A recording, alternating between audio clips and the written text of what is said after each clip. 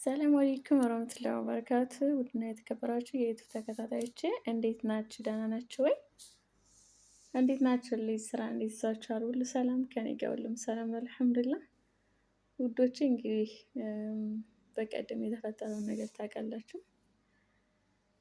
ኤፍሬም ኤርሜላ ቤት ሄዶ ነበር እና በተፈጠረው ነገር መቼም ሁላችሁም ደብሯችኋል ብዬ አስባለሁ። እኔ በጣም ነው የደበረኝ። ለምን አንድ ሰው እንዴት ነው የወንድሙ ፍቅረኛ ከሆነች ሴት ነፍሰ ጡር ከሆነች ሴት ጋር እንደዚህ የሆነ አክት ማሳየት ምናምን እንደኔ ተገቢ አይደለም ብዬ ነው የማስበው። በጣም ይደብራል።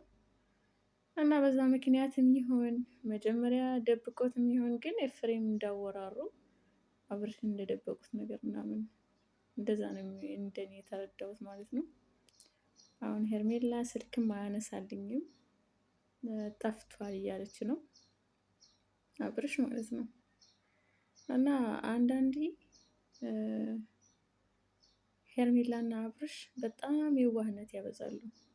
አንድ ሰው እኮ አንድ ጊዜ ነው ሰው የሚማረው አንድ ጊዜ ነው እንጂ ሰው አንድ ጊዜ እንቅፋት መጥቶት ድጋሚ እንቅፋት ከመታው እሱ ሳይሆን እንቅፋት ሳይሆን ድንጋዩ ራሱ ነው ድንጋዩ የሚባል ተረት አለ። ስለዚህ ሰው አንድ ጊዜ ነው የሚሳሳተው፣ አንድ ጊዜ ነው የሚሸወደው እንጂ ሰው ሁለት ሶስት ጊዜ መሸወድ የለበትም። እሷም ቢሆን ታውቀዋለች ኤፍሬም ለእሷ ምን አይነት አመለካከት እንዳለው፣ እሷና አብርሽን መለያየት እንደሚፈልግ በደንብ አድርጋ ታውቃለች። አንደኛ ቤቷ ውስጥ ማስገባት አልነበረባትም፣ ግን ያኔ የዋህነት ያጠቃታል።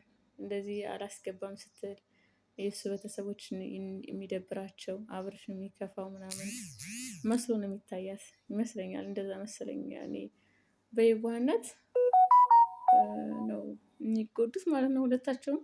ነገራችን ላይ በጣም የዋህ ናቸው። እንቶኒ ደግሞ ሩታ ደግሞ በጣም ኃይለኛና እልከኛ ናት። አይደለም ኤፍሬም አግዟት እሷ ራሱ እልከኛ ናት። እና እንግዲህ እንደዚህ አይነት ነገር እየተፈጠረ ነው። የሄርሜላ ወንድምም ደግሞ እስካሁን ቤተሰባዊነት ይዞኝ ነው የእሱ ቤተሰቦች የኔ ቤተሰቦች ናቸው ብዬ ስላሰብኩ ነው። ከአሁን በኋላ ኃላፊነቱን አልወስድም ምናምን እያለ ነው። ሄርሜላም ደግሞ ያ ነገር እንዳለ ሆኖ አሁን ላይ አብርሽን ነው ማግኘት የምፈልገው፣ ምን ላይ ሁኔታ ላይ እንዳለ ማወቅ እፈልጋለሁ ምናምን እያለች ነው። በነገራችን ላይ አሚሩ ፊትም ጀምሮ አውቆባቸዋል የነ ሄርሜላን የነ ሜሪን ሴራ አውቆባቸዋል። እና ፊትም ጀምሮ እየነገራቸው ነው።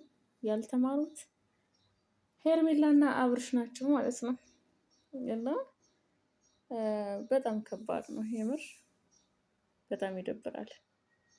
አንድ ሰው እንዴት ነው ነፍሰ ጡር ከሆነች ሴት ጋር እንደዚህ አይነት አክት ማሳየት ምናምን? ኧረ በጣም ሼም ነው። እሱ በእርግጠኝነት ለማለያየት ፈልጎ ሊሆን ይችላል ያን አክት የተጠቀመው፣ ሁለታቸውን ለማለያየት ምናምን ፈልጎ ሊሆን ይችላል። ግን ቢሆንም ያኔ ካፍ ለማውጣት ራሱ በጣም የሚከብድ ነገር ነው ሲናገርና ሲያሳይ የነበረው አክት ማለት ነው። እና ውዶቼ ምን አስተያየት አላችሁ? ላይክ፣ ሼር፣ ሰብስክራይብ አድርጉኝ፣ ደምሩኝ። የምር ዩቲዩብ ያላችሁም ደግሞ ኮመንት ጻፉልኝ እኔም እደምራችኋለሁ። እና ላይክ፣ ሼር፣ ሰብስክራይብ አድርጉ ውዶቼ፣ እወዳችኋለሁ። መልካም ቀን